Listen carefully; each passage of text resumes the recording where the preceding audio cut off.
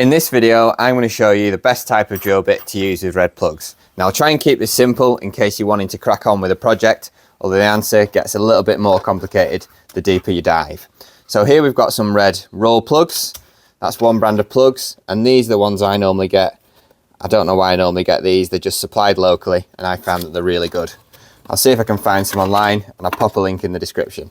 So these are red plugs, and also these are red plugs, and you can see where the problem lies. So to keep it simple, so you can carry on with your job, these thinner red plugs, I find they normally work best using a 5, that's a 5mm, using a 5.5 SDS bit. As you can see there, we've got 5.5, and they work perfectly with these smoother, smaller red plugs. If you've got these roll plugs, they're still a red plug, but they're obviously a lot thicker, and I tend to find that those work well with a 6mm drill bit. So if you're wanting to quickly get going, 5.5 masonry bit for these, 6mm for your roll plugs. And to check it's a masonry bit, you can always tell on the end, because they always have this sort of reinforced tip. They're not sharp, they're just designed for punching through material.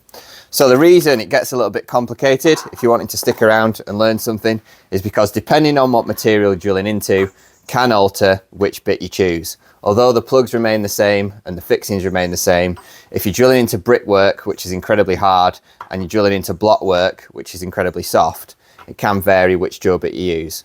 What I always like to do to cover all bases if I'm using red plugs is get myself a 5mm drill bit, a 5.5, and then a 6. Normally once you start going above 6mm, you're normally going to require brown plugs.